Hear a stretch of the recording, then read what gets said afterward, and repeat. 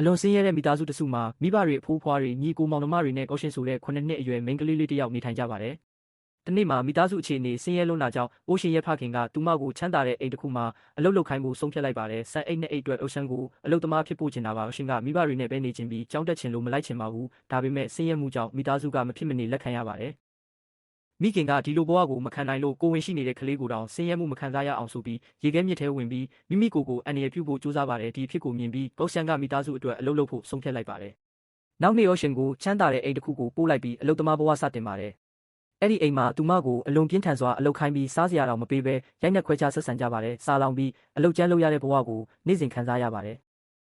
တနေ့မှာအိမ်ရှင်မကသူမကိုခိုးမှုကျူးလွန်တယ်လို့ဆွဆွဲပြီးအဆက်ခွဲပါတယ်။တကယ်တော့သူမမခိုးခဲ့ပါဘူး။အဆက်နဲ့နာကျင်မှုကြောင့်ကောရှင်အဲ့ဒီအိမ်ကနေထွက်ပြေးသွားပြီးနှင်းထဲမှာလဲကျသွားပါတယ်။သူမကိုစစ်ပြေးတပ်သားဖြစ်တဲ့စိတ်ခောက်ဆိုတဲ့လူငယ်တစ်ယောက်ကဲတင်ပြီးနှွေးထွေးစွာစောက်ရှောက်ပေးပါတယ်။စကောက်ကအော်ရှင်ကိုစာဖတ်ရေးတင်ပေးပြီးစစ်ပွဲရဲ့ဆိုးကျိုးတွေဘဝရဲ့အတိတ်ပဲတွေကိုတင်ကြားပေးပါတယ်။နှစ်ယောက်ကြားမှာမေတ္တာနဲ့ယုံကြည်မှုကြီးမားတဲ့ဆက်ဆံရေးတစ်ခုဖြစ်ပေါ်လာပါတယ်။သို့တော့နောက်ဆုံးမှာစစ်သားတွေကစိတ်ခောက်ကိုဖမ်းဆီးရန်လာပြီးအော်ရှင်ကိုကာကွယ်ရင်းစိတ်ခောက်တိတ်ဆုံးသွားပါတယ်။အော်ရှင်ကဝမ်းနည်းစွာအိမ်ပြန်သွားပါတယ်။အိမ်ပြန်ရောက်တဲ့အခါဖခင်ကပြန်လဲရိုက်နှက်ပြီးအိမ်ထဲမဝင်ခွင့်ပေးပါဘူး။ဒါပေမဲ့အော်ရှင်ကမိသားစုအတွက်ထပ်မံလှုပ်ရှားဖို့ဆုံးဖြတ်ပါတယ်။နောက်တဲ့အိမ်မှာအလုပ်လုပ်ရင်းသူမကိုလူသားဆန်စွာဆက်ဆံပေးကြပြီးစာဖတ်ခွင့်စားစရာနှွေးထွေးမှုတွေရရှိလာပါတယ်။အဲ့ဒီမှာအော်ရှင်ရဲ့ကြိုးစားမှုရိုးသားမှုကြောင့်လူတိုင်းကယုံကြည်လာပြီးသူမဘဝတဖြည်းဖြည်းတိုးတက်လာပါတယ်